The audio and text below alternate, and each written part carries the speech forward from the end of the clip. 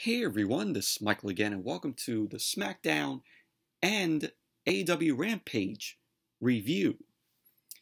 And I was thinking, review Smackdown, and instead of reviewing Rampage tomorrow, why not combine both shows in one video of a review? So I'm going to do that. I'm going to review Smackdown first, and then move on to AEW Rampage. So it's going to be two shows that I review all in one video. So may do that from now on. See how this goes. But Smackdown tonight was from the BOK or the BOK Center in Tulsa, Oklahoma. And Smackdown tonight was just a very meh show, in my opinion. We had Nakamura.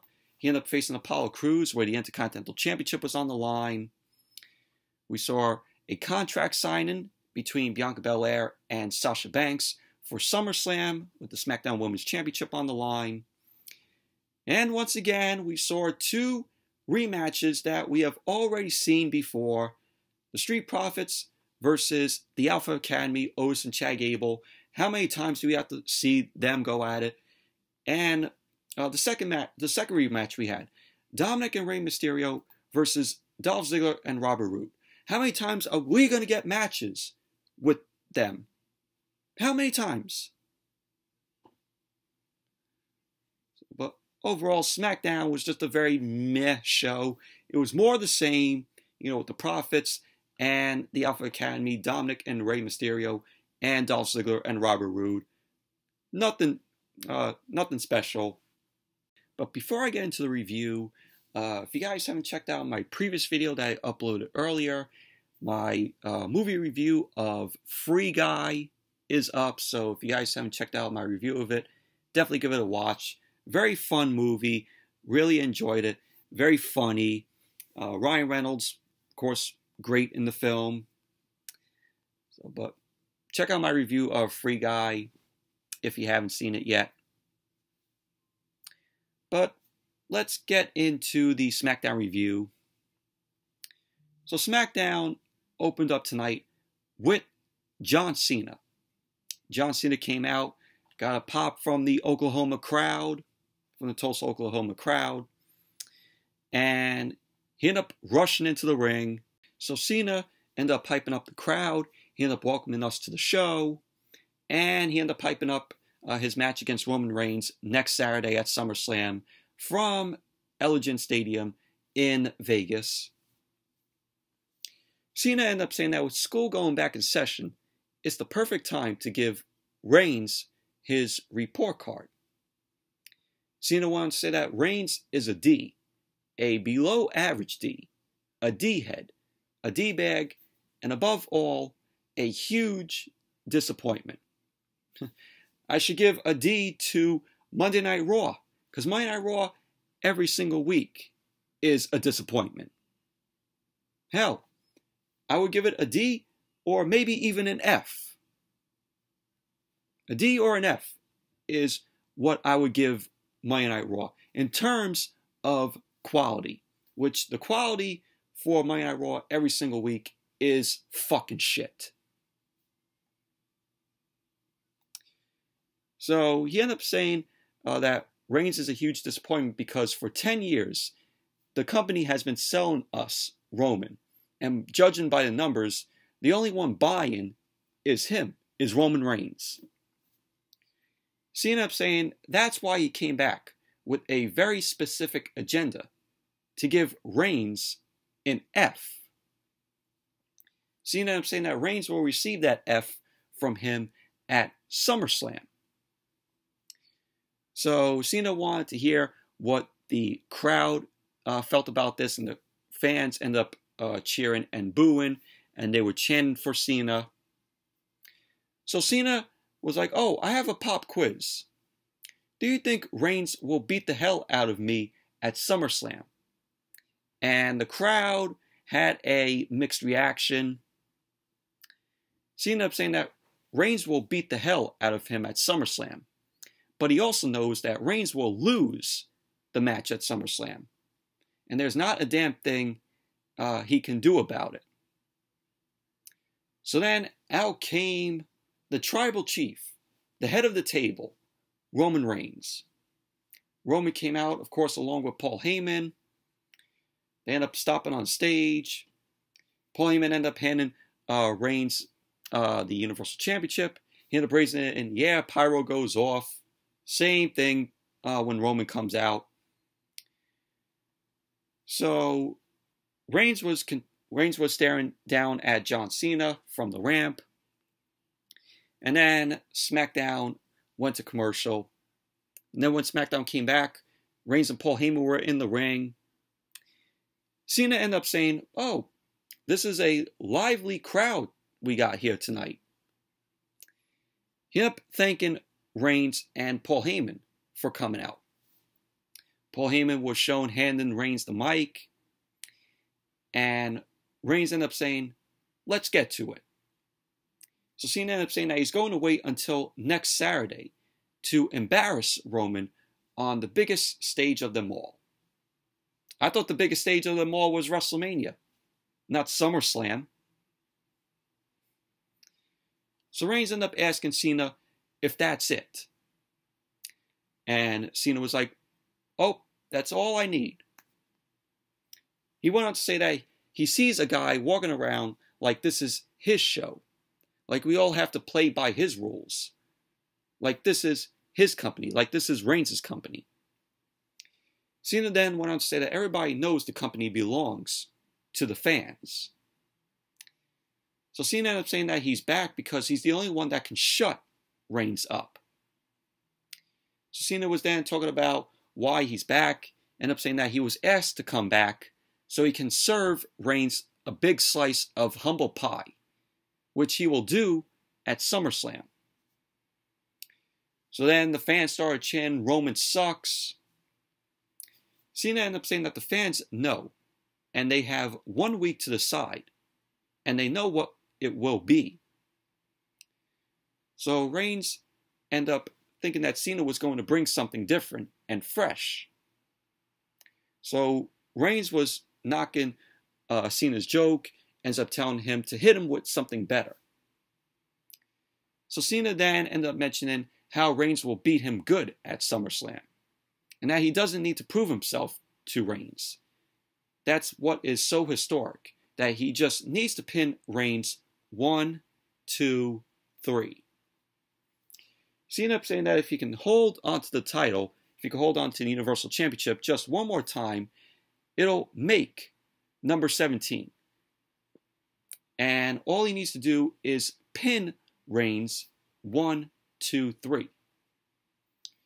So Cena ended up saying that as fun as it will be for him, it'll be better for Reigns. He ended up going on about how he's here to help Reigns.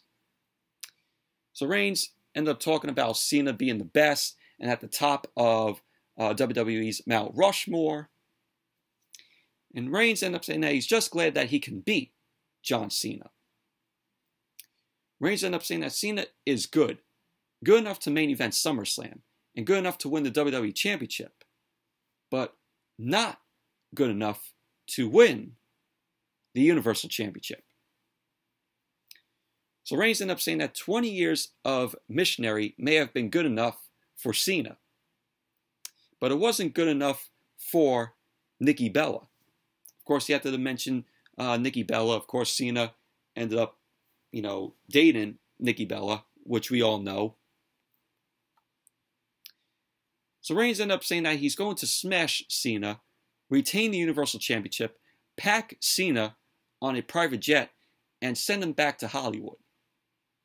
But he ended up saying that he wants Cena to enjoy this, because it might be the last time we get to see him. And Reigns ended up telling Cena to take us home. So then Cena ended up saying that Reigns wants to hypocritically knock him for doing D jokes, but then bring up sex and a breakup that he had. So Cena ended up going on about how Reigns has been protected, how he almost ruined Seth Rollins, how he was the face of the Shield. So Cena ended up saying that Reigns almost ruined Seth Rollins and that he ran Dean Ambrose out of WWE. Oh, I know what you did there. I know what you did there, Cena. So Cena ended up going on about how Reigns has been protected with the whole system behind him and that it's not working. It's still not working. Cena ended up saying that Reigns needs to be embarrassed. He ended up saying that Reigns is right by a lot and that SummerSlam will be compelling and that he will go to a Hollywood set afterwards and Reigns will smash him. So he ended up saying Paul Heyman knows better than anyone how much Cena can take. And all he needs to do is hang on for that 1, 2, 3. Cena then called Reigns the biggest failure in WWE history. He ended up saying that Reigns has to shine, smash and bash, and overachieve. But all Cena needs is 1, 2, 3. So he ended up saying, oh, and then Reigns will be the answer to a trivia question. Who did John Cena beat to become a 17-time champion? So Cena ended up saying that Reigns is going to show up like he does and put on a hell of a show. And all Cena will do is hang on for the 1, 2, 3. So Cena ended up saying he's going to take the Universal Championship, hop over the barricade with the Universal Championship, and he may even blow Reigns a kiss goodbye. He then went on to say that Reigns doesn't get this, and that it's inevitable, and no one can protect him any longer. And at SummerSlam, the champ is gone. So Cena ended up taunting Reigns with 1, 2, 3 in Reigns' face. He then dropped the mic. Cena ended up getting out of the ring. And that was that. Reigns ended up raising the Universal Championship. And that was how the segment ended. But I thought this was a good segment here.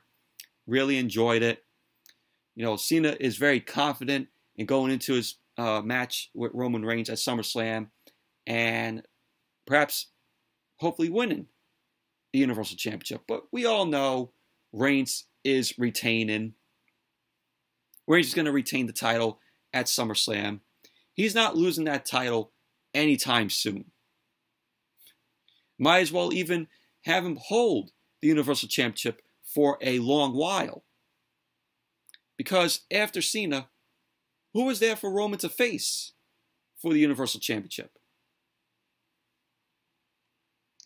But overall, like I said, this was a enjoyable segment here. And then we had the first match of the night. It was Nakamura versus Apollo Crews for the Intercontinental Championship. We had Nakamura and Rick Boogs end up coming out. Apollo Crews and Commander Aziz were already in the ring. And this was a decent match here. We had the match start off with Nakamura and Apollo Crews going at it. Apollo Crews ended up dropping Nakamura. He ended up hitting the suplex. And Crews went for the cover, which Nakamura kicked out at 2. Nakamura then went to the ropes. He ended up leveling Apollo Crews with a kick to his face. Nakamura ended up putting boots to Apollo Crews. Ended up taking him back down from the corner. Nakamura then delivered a knee drop to Apollo Crews. Went for a cover. Crews ended up kicking out at 2. Commander Aziz on the outside was trying to distract Nakamura at ringside. Nakamura ended up kicking at him to keep Commander Aziz back. So Apollo Crews ended up taking advantage of the match because of the distraction from Commander Aziz. And he ended up drop kicking Nakamura. So Crews ended up dropping Nakamura with a high elbow. Apollo Crews was then delivered some more offense on Nakamura.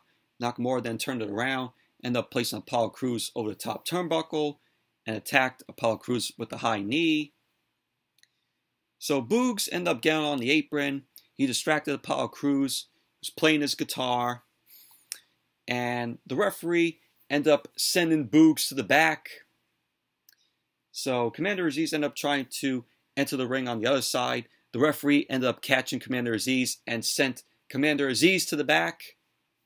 So it was just one-on-one with Nakamura and Apollo Crews without Boogs and Aziz out there. So at the end of the match, we had Nakamura. He was waiting for the Kinshasa. He ended up nailing the Kinshasa on Apollo Crews. He went for the cover. And there you go. Nakamura ended up winning the match. Nakamura is now a 2-time Intercontinental Champion. Post-match, Rick Boogs ended up coming back out.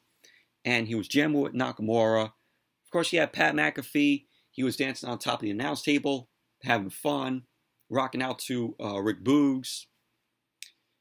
But overall, this was a decent match. Although, I think Nakamura should have won it at SummerSlam. I think they should have just made this match for SummerSlam and have Nakamura win it there. But this is WWE. You know, they don't like to wait. I mean, Nakamura won the Intercontinental Championship right here on free TV when it should have been at SummerSlam. But Apollo Crews, you know, he dropped the Intercontinental Championship, and you know that was good because Apollo Crews wasn't doing anything with the Intercontinental Championship. You know, WWE didn't book Apollo Crews right when he was the Intercontinental Champion. So, but Nakamura, your new Intercontinental Champion for a second time. And then we had Kayla Braxton. Kayla Braxton was backstage with the Street Profits, Montez Ford, Angelo Dawkins. Montez Ford ended up telling Kayla Braxton that he isn't worried about getting back in the ring with Otis after what happened the last time. So Montez Ford and Angelo Dawkins, both of them cut promos on the Alpha Academy and how they want to smoke with them because it's payback season. So that was what the Profits had to say. And of course, we had the Profits versus Alpha Academy. How many times have we seen this match? Nothing new happened here. Although you had a point in the match where Montez Ford ended up leaping over the top rope and he ended up taking out Otis. So at the end of the match, you had Dawkins end up slamming Gable with a neck breaker, a corkscrew neck breaker, and he went for the cover. And there you go. The Street Profits ended up winning the match. Post-match, Otis was shown seated as both Dawkins and Ford ended up heading up to the ramp and celebrating. And Otis was furious. And that was that. But overall, how many times have we seen the Profits and the Alpha Academy? Nothing new nothing new we saw in this match. Same old. And then we saw Seth Rollins. He was in the production truck. He was yelling at the guys back there about knowing what he wants. And then SmackDown went to commercial. And then when SmackDown came back from the commercial, we had yeah, Seth Rollins. Yeah, I have to do the Seth Rollins laugh. So Seth Rollins was in the ring. He ended up saying that he hates to be a party pooper. He ended up saying that his sources told him that Edge is not here. So the fans end up booing. Rollins ended up saying that he's just as disappointed as the fans because he loved nothing more to put his fist to Edge's face over the lies that he told about Rollins last week. So then the crowd was chanting, "We want Edge." So Rollins ended up saying that he wants Edge too. But according to Edge, we have the next best thing, Edge Light. So Rollins ended up laughing at Edge having the nerve to call him Edge Light, calling it the most egotistical thing he's ever heard. But it makes sense because Edge has done everything. And he can't stand the fact that Rollins' career has been a little better than his. So Rollins ended up saying that this isn't just his opinion we have documented, it's variable proof. So Rollins ended up saying that he has taken the time to put together a career retrospective on him and Edge to show the truth. So then we saw the video of some of Edge's moments and how, of course, Rollins ended up accomplishing the same. So we saw him win, Royal Rumble wins, Edge and Rollins, and Money in the Bank cash-ins. And then as the video was over, Rollins ended up saying that he sees on lies there. So he had the fans chant, "You suck." Rollins ended up saying that he had a bit of a revelation watching that video. He ended up saying that Edge should be thanking him. So Rollins was like, "Oh, not just Edge, all of you should be thanking him." So Rollins ended up saying that if he had stomped Edge back in 2014, we wouldn't be having this conversation or this dream match at SummerSlam. He ended up saying all those moments, his comeback, Edge's comeback, and everything else, none of it would have happened if he would have stomped Edge in 2014, including his acting career. Rollins went on to say that Edge wouldn't be pushing his kids at home on a swing set because they'd be pushing him in a wheelchair. So the fans were chanting for Edge again. Rollins ended up saying that Edge has pushed him too far and is making him say things he doesn't want to say. So Rollins ended up saying that Edge has compromised his own future, which compromises his family. Rollins ended up saying, "Oh, to get closer to the camera guy." So the camera guy ended up going into Rollins. So Rollins ended up sending a message to Edge. So Rollins ended up saying, "This isn't 2014 anymore. He's changed, and times have changed." And he ended up saying at SummerSlam, he won't hold back, and that he will stomp Edge's head into the mat. And if that puts him out for good, then so be it.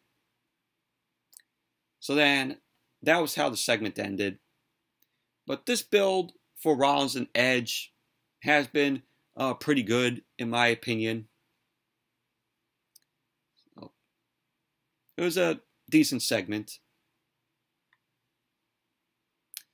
So then we had Dominic and Ray backstage. Dominik ended up saying that he is confident that they can beat Roode and Ziggler tonight. So Ray ended up warning Dominik about getting too confident, especially after what happened last week with the Usos. So Ray ended up telling Dominik to go out and take care of business.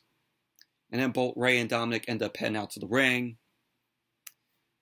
So then SmackDown went to commercial. Then when SmackDown came back from the commercial, we had Ray and Dominik versus Dolph Ziggler and Robert Roode. How many times have we seen this? Do we really need to see this match happen again and again and again with the Mysterios and Dolph and Roode? Nothing different happened in this match. It was the same shit.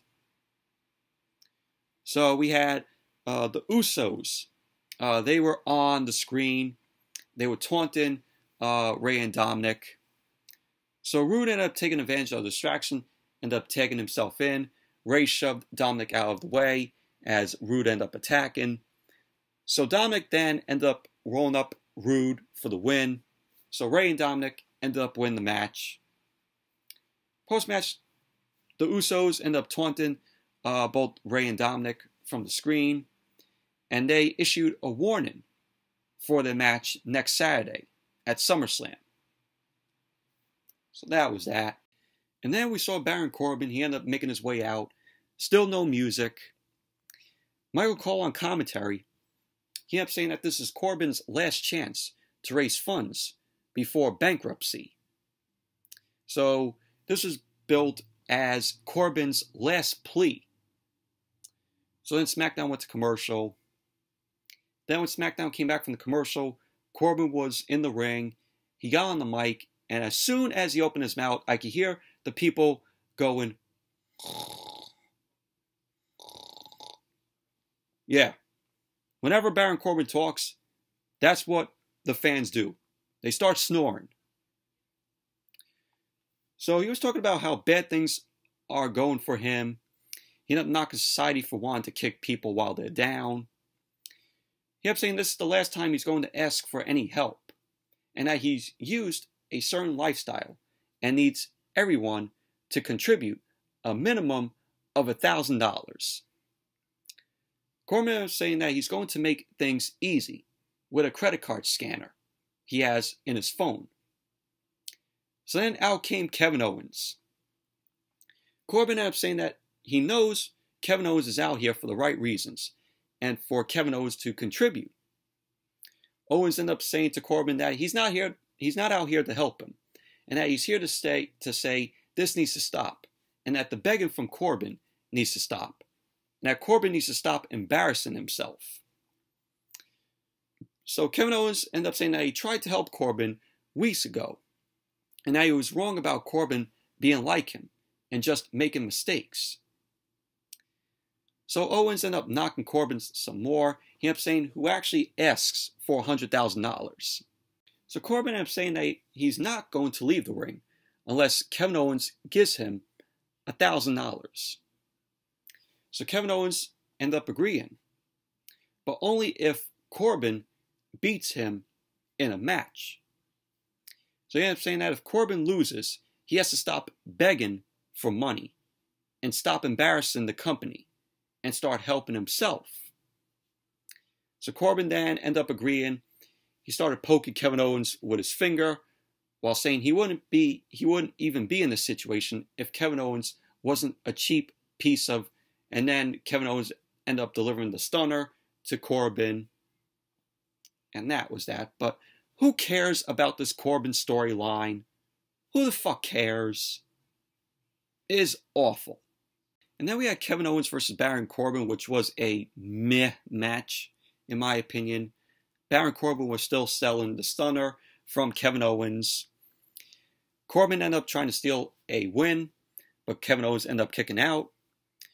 Corbin ended up trying to go for another roll-up on Kevin Owens, but Owens ended up mounting some offense. He ended up delivering a clothesline and a senton to Corbin. Owens ended up going for the cover, which Corbin kicked out at 2. Owens then laid some chops in the corner to Corbin. He ended up dropping Corbin in the corner and delivered a cannonball. So Corbin then kicked out at 2. Owens ended up going up to the top, and Corbin ended up grabbing him, but Owens ended up fighting him off. And we had Kevin Owens end up making it back down, and Corbin ended up attacking Kevin Owens, started stomping away to keep him down. Corbin was delivering some right hands to Kevin Owens, knocking him into the ropes. So Corbin ended up kicking Kevin Owens on the apron. He ended up going for a suplex on the edge of the apron, but Kevin Owens ended up fighting back. Kevin Owens then ended up hitting Corbin and went for a powerbomb on the apron, but Corbin ended up backdropping him. So Kevin Owens then landed hard on the edge of the apron, ended up falling to the floor. So at the end of the match, we had Corbin end up blocking the stunner. Kevin Owens end up rolling Corbin up. And there you go. Kevin Owens ended up winning the match. So now Corbin can't plead anymore. So, but overall, very meh match. So then we had Kayla Braxton. Kayla Braxton was backstage. She ended up stopping Baron Corbin. Kayla ended up asking him, "What now?" So Corbin ended up shaking his head, and he looks at something. And he snatches Big E's Money in the Bank briefcase. And Corbin ran away with the briefcase. And that was that. But awful. That was awful. So we're going to get a Big E and Baron Corbin match now? Unbelievable. So now we had the Bianca Belair, Sasha Banks contract signing for their match at SummerSlam for the SmackDown Women's Championship. So Sonya Deville was out there for the contract signing. She kept saying about how the women's division will be making history and says that the match at SummerSlam will make more history. The women's division making history? The women's division on both SmackDown and Raw are fucking terrible. How are you going to make the women's division history? God. So Sonya Deville ended up introducing Sasha Banks. So Sasha ended up coming out first. And then Sonya Deville ended up introducing Bianca Belair. So we had Bianca Belair placing the title on the table. Bianca ended up asking if Sasha is ready. Or is Sasha going to run away again? Or should she turn her back so Sasha can stab her in the back again? So Bianca ended up pointing to Sasha rolling her eyes, saying that she's still petty and still jealous. She ended up saying that she should have known Sasha would stab her in the back. She ended up saying that all Sasha had to do was ask if she wanted her WrestleMania rematch. So Sasha ended up saying that Bianca used her stank braid at WrestleMania and put her out for months. So Sasha ended up going on and told Bianca to get real, bitch. So Bianca and Sasha end up arguing. Sonya Deville ended up yelling at them. She ended up yelling at them saying, "Oh, we're not going to do this. These contract signs have been going haywire lately." So Sonya ended up saying for them to sign their names right now. So Sasha ended up taking the pen. Sasha ended up signing the contract, but she ended up stopping. She ended up saying before she signs, she's going to need some witnesses. So then out came Carmella, and out came Zelina Vega. Sellout Vega. So Zelina Vega and Carmella end up coming into the ring. Sasha ended up saying that Bianca wasn't expecting this. So Sasha ended up saying that she's always 2 steps ahead of Bianca.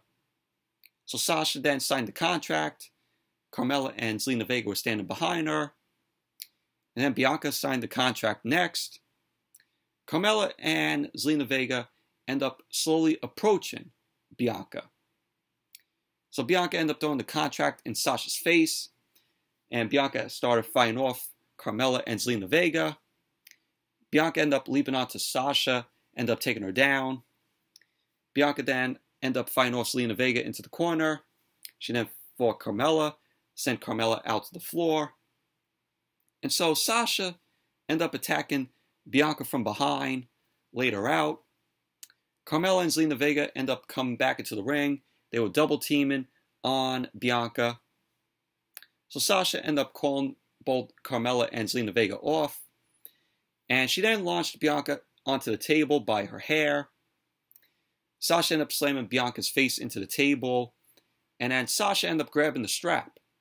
And she ended up standing on top of Bianca and on the table, raising the SmackDown Women's Championship.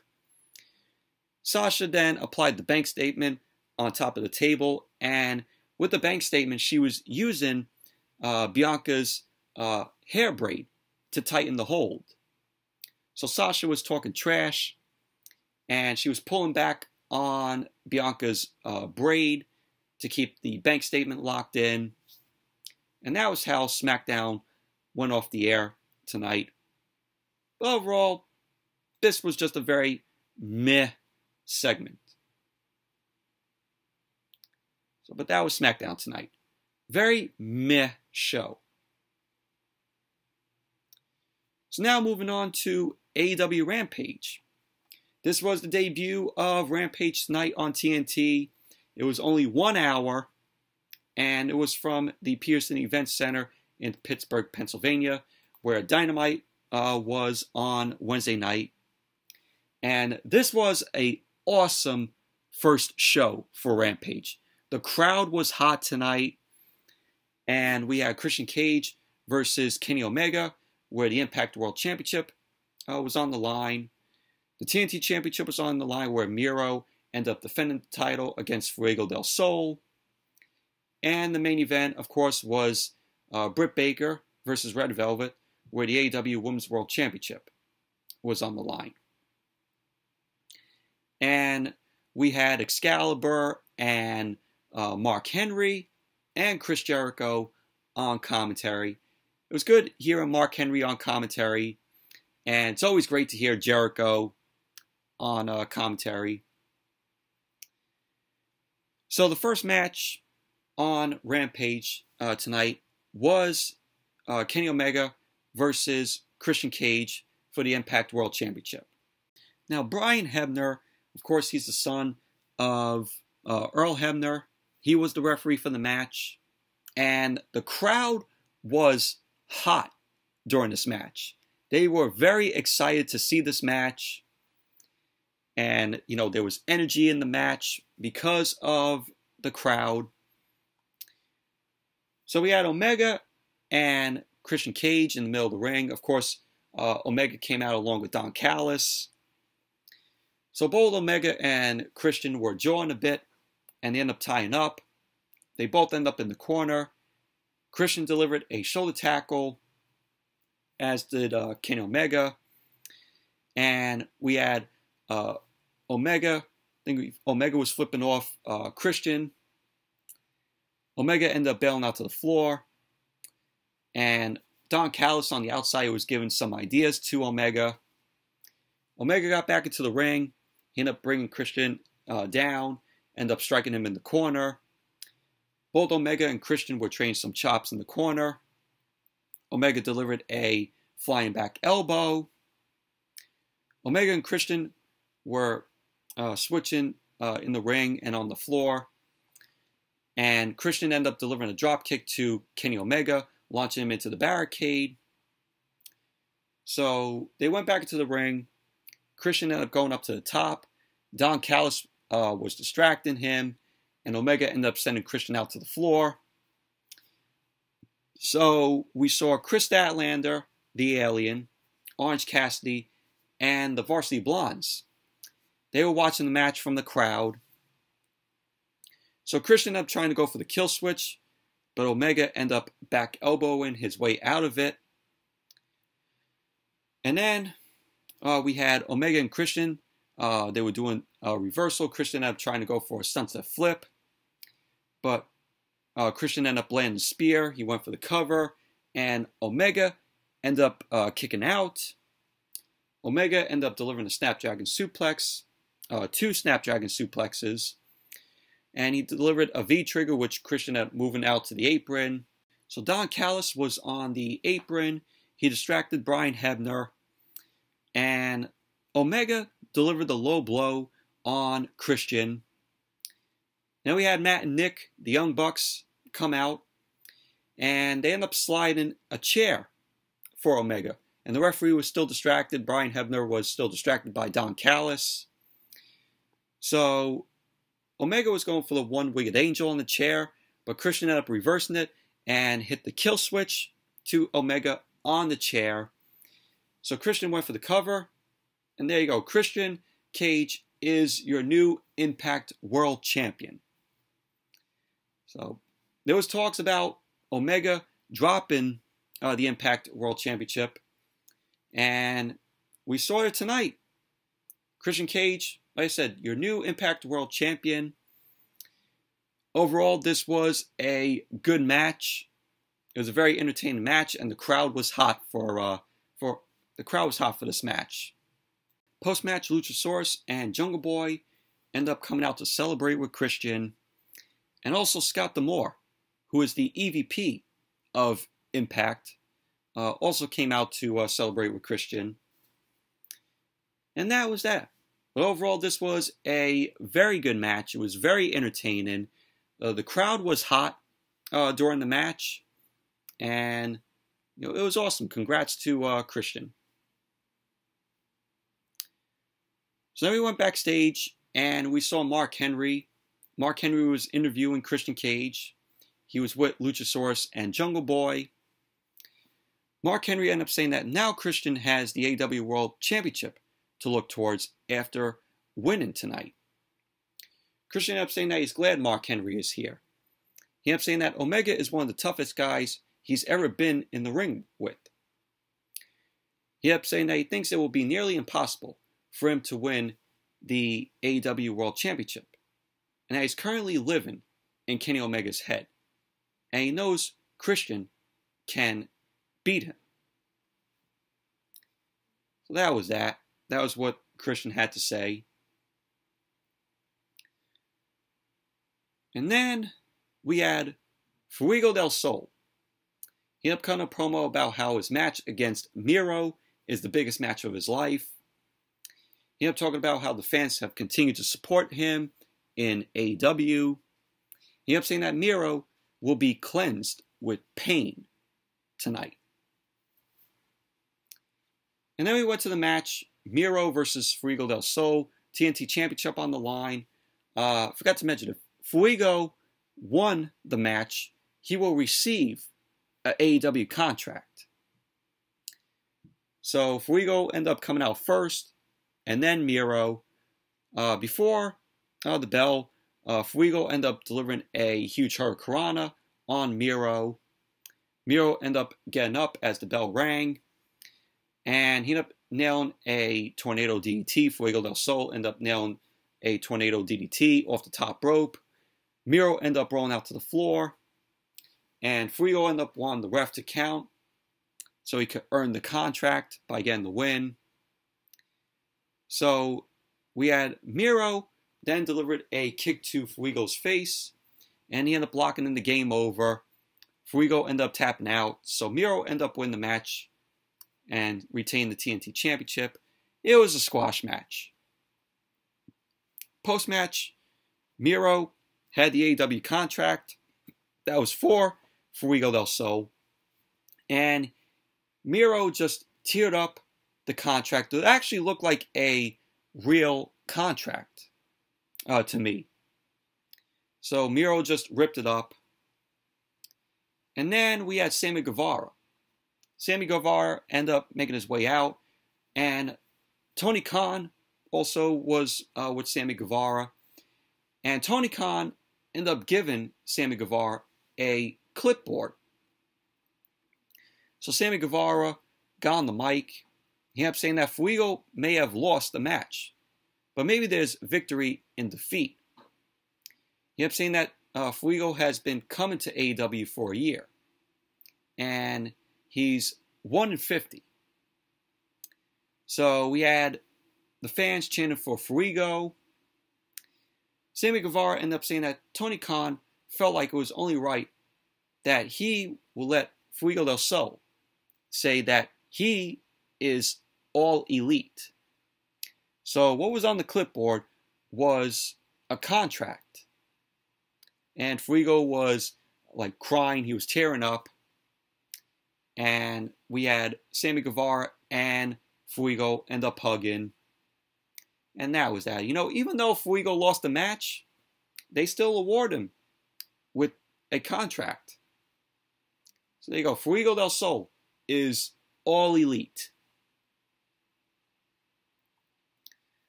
So then we saw a video package of Darby Allin's promo about improving that you're the greatest in AEW, even if you're the best in the world. And we saw Darby Allin and Sting in the Raptors. So it looks like we're going to be possibly seeing CM Punk next week on Rampage, because it's going to be at the United Center in Chicago. So we might be seeing CM Punk next week, hopefully. Even though I would love to see Punk's debut at All Out next month, I think maybe now we're going to be seeing Punk next week on Rampage.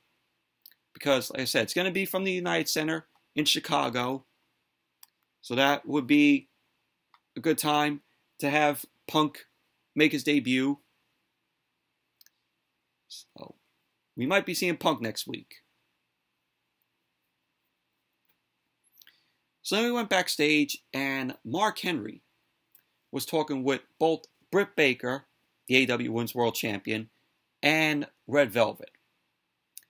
Red Velvet was asked about her attack on Britt Baker on Wednesday during Dynamite.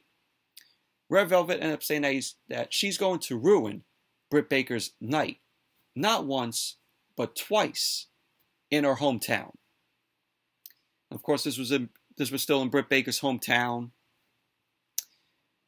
So Red Velvet ended up saying, "I'm going to stir your ass up." So we got a DMD chant from the crowd. Britt Baker ended up telling Red Velvet to stir that shit up somewhere else. This is my place, my people, and my city. Britt Baker ended up saying that she's leaving with the title, even with a broken wrist. So that was that. But it was a good backstage interview with both Britt Baker and Red Velvet. Main event: Britt Baker versus Red Velvet for the AEW Women's World Championship. Of course, Britt Baker came out along with Rebel, and this was a very good match between the both of them. So, of course, we got a big pop from the Pittsburgh crowd for Britt Baker because it's in her hometown. So the match ended up starting off with both Britt Baker and Red Velvet. They were trying to do their finishers, and Britt Baker was working the match with a cast because, of course, she had a broken wrist.